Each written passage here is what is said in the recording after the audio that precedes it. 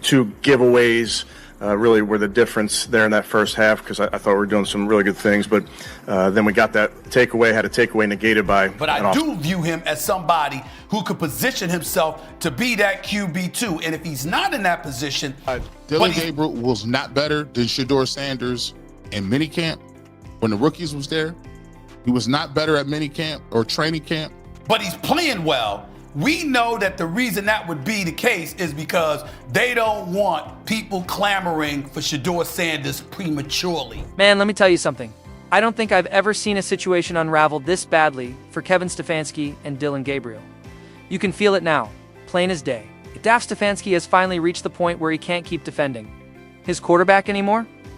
That wall of protection he built around Gabriel, it's crumbling. And the way it all went down in this game, I mean, it was brutal. Stefanski didn't just sidestep the issue. He came right out and admitted it. Dillon Gabriel was flat out not good enough. And you know what hit me the hardest? It wasn't just a casual critique. Stefanski went as far as to say Gabriel made some of the worst calls of the entire game. Hey, think about that for a second. When your head coach is openly pointing at you and saying those plays, those decisions, they cost us everything. That's not just feedback. Yes, I coach laying. Bear how deep the problem really is. And if you've watched that second quarter, you know exactly what I'm talking about. It wasn't just bad, it was catastrophic. Momentum killers, drive killers. And you could see it on the players' faces, the frustration, the confusion. Fans in the stands throwing their hands up like, what are we even doing here? Damn. Came the dagger. Andrew Mukuba, jumping the route. Snatching that ball out of the air and taking it all the way back for a pick six? That was the moment the building shook. The Eagles weren't just winning, they were feasting off Gabriel's mistakes. Now here's where it gets wild. After seeing that mess, it became clearer than ever why Shedeur Sanders should have been. The guy Gabriel had everything in his favor, first team defense behind him, all the snaps, all the opportunities. And what did he do with it?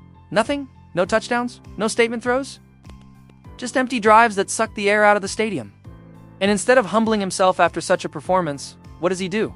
He takes a shot at Shedeur Sanders, calls him an entertainer instead of a competitor. Are you kidding me? That.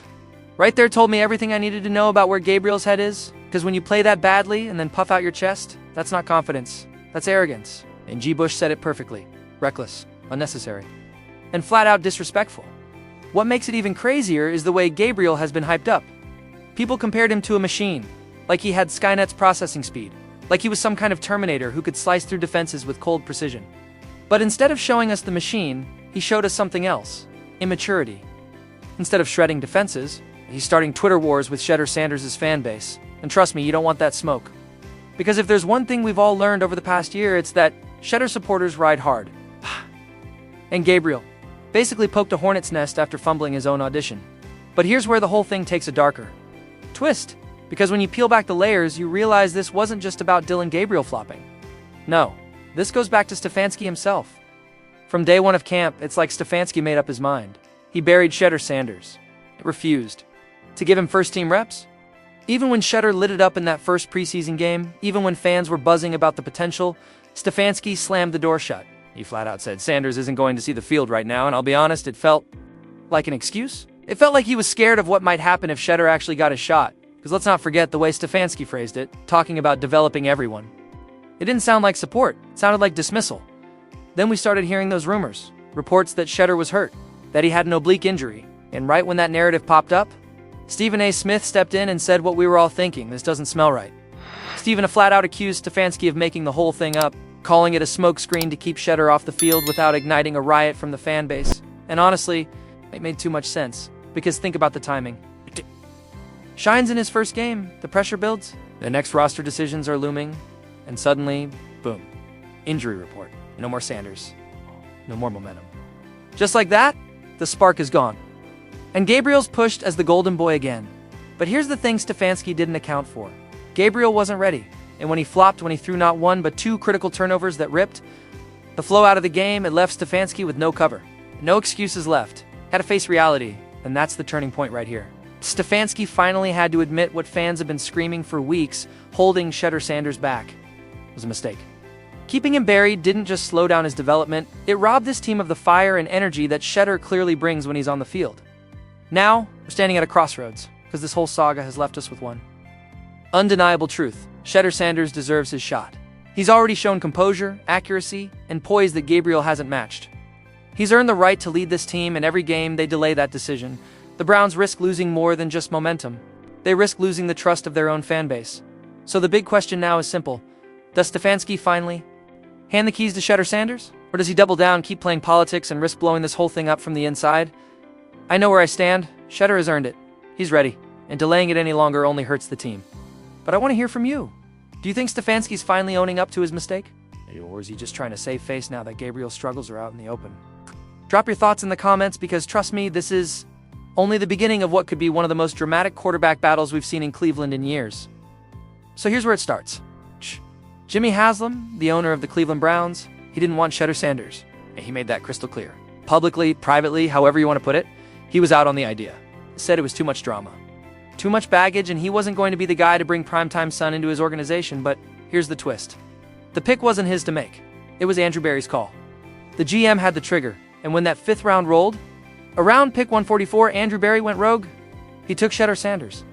Now let me stop right here, because that moment, that single decision, it might go down as one of the riskiest moves in modern Browns history. You could see it in the draft room, man. Cameras caught everything. Is face stone cold? Like he'd just watched his GM bet the house on a player the rest of the league had passed on 143 times. You could almost feel the whispers starting in real time. Did Andrew Berry just put his job on the line? Think about the guts it took to do that. You've got an owner breathing down your neck saying no. You've got the NFL world labeling this kid as unproven, maybe even overhyped, and Berry still says, nah, I see something the rest of you don't. That is conviction or insanity. Maybe both. And what makes it even more wild? The second that pick was made, the politics started. Sources close to the Browns immediately started leaking that Haslam was furious. Not disappointed, furious. Because let's be real, drafting Deion Sanders' son isn't just about football. You're inviting a media circus. You're bringing in prime, you're bringing in cameras. You're inviting the spotlight to a city that's already had more quarterback drama than it can handle. Fast forward a couple months, and this is where it gets crazy.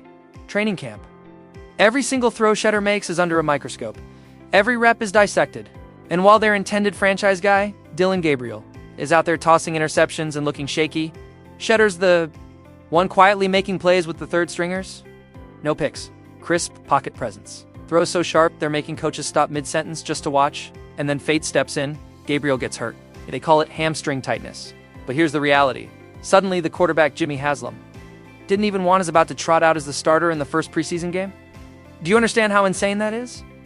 Imagine being Andrew Berry. You've gone against your boss's wishes. Now you're sending that same controversial draft pick out in front of a national audience. If Shedeur fails, it's not just his career on the line, it's yours too. But Shedeur doesn't fail. He shines. He does what he's been doing his whole life, proving people wrong. 12 of 18, 138 yards, 2 touchdowns, 3 scoring drives, and a Browns victory. Not just numbers, not just stats, I'm talking about poise. Every throw looked like he belonged. Every snap looked like he'd been there before. And in that moment, you could feel the momentum shift. Now, here's where it turns into a movie. After the game, cameras and mics are still hot. Andrew Berry walks over to Shedeur. And this conversation goes viral for a reason. Berry says, really, really good. Right. Proud of you. And Shedeur, with that confidence only a Sanders can carry, fires right back. You're not fully proud, man. That right there? That's unshakable confidence. Berry laughs it off, tries to keep him grounded, tells him to stack good days and keep learning. But you can tell deep down, this GM is having his I told you so moment. He bet on Shedeur, and Shedeur delivered. But here's the problem. Jimmy Haslam is watching all of this. And every highlight, every touchdown, every glowing headline about Shedeur Sanders is basically one big reminder that Andrew Berry was right and Jimmy Haslam was wrong. And you don't embarrass billionaires like that without consequences. So now we've got ourselves a full-blown power struggle, reports start leaking that Haslam is questioning Berry's overall judgment. Whispers of insubordination, lack of alignment, you name it. While Shedeur just keeps doing what he's always done. Playing ball, quietly leading, acting like he's supposed to be here, and every day he looks more like a first-round talent. Even though 143 names were called before him. Here's the irony, though. If Shedeur keeps balling out, Andrew Berry becomes untouchable. You can't fire the GM who found your franchise quarterback in the 5th round, especially when ownership didn't even want the guy. But if Shedeur stumbles, if the magic fades, if those scouts end up being right about his flaws, then Berry's gamble turns into a career-ending mistake. That's the tightrope this whole franchise is walking right now. And let's not forget, Shedeur thrives on doubt. High school, they said he was only getting hype because of his last name. At Colorado, they said he couldn't handle the pressure. In the draft, they let him fall all the way to the 5th. Every step of the way, he's turned skepticism into fuel. And now he's in the middle of a front office civil war where every pass he throws could be the difference between Andrew Berry keeping his job or losing it. So here's my question to you. Did Andrew Berry just pull off one of the smartest draft moves we've seen in years? Or did he just get lucky that his gamble paid off? And bigger than that, should NFL owners even have the final say over picks? Or should a GM be allowed to trust his gut when he sees something special? 'Cause one thing I know for sure, this story is just getting started. And if you think the drama is over, trust me, with Shedeur Sanders in the mix, the next chapter is going to be even bigger. So hit that subscribe button, turn on notifications, and buckle up, because we are front row to one of the most fascinating power struggles in the NFL today.